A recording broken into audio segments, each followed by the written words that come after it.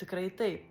Rėkimas tikrai supurto organizmą ir supurto visą nervinę sistemą. Bet mes tada turėtumėm pakalbėti apie tai, kaip organizmą veikia ir kokias pasekmes palieka, jeigu mes emocijas užgniaužiam. Nes pyktis, nusivylimas tai yra irgi normalios emocijos. Lygiai taip pat normalios emocijos kaip ir džiaugsmas, kaip ir laimė, ypač mes moteris. Nuo mažens dažniausiai esame mokinamos: būk gera, būk paklusni, nedraskyk akių, neišsidirbinėk, nesiginčyk, nusileisk. Bet jeigu kažkas tau netinka, jeigu kažkas tave erzina, jeigu tu ant kažko supyksti, jeigu tave kažkas skaudina, tos emocijos paskui dedasi viena ant kitos ir štampuojasi, ir visos tos emocijos paskui lieka mūsų kūne.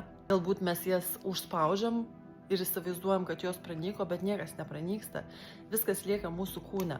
Ir paskui visa tai išsiveržia kaip ugnikalnis sutrikimais, skausmais, simptomais, ligomis ir taip toliau. Tai užspaudžia mūsų nervinę sistemą, tada išbalansuoja hormonus, tada mes esam dar labiau pervargusios, dar labiau piktos ant visko. Tai yra labai didelis skirtumas tarp sąmoningo rėkimo ir jau tos savitvardos praradimo, kai išsiliejam dažniausiai ant tų žmonių ar tose situacijose, kur visiškai nereikėtų parodyti savo temperamento. Tai tam, kad tas neįvyktų ir nepadarytumėm žalos tiems žmonėms, kurie to nenusipelnė, ir nepasidarytumėm žalos savo, geriau kelios sekundės sąmoningo, suplanuoto išrėkimo ir tada sąmoningo nervų sistemos ir kūno sugrąžinimo į save, nuraminimo, saugumo jausmo atstatymo.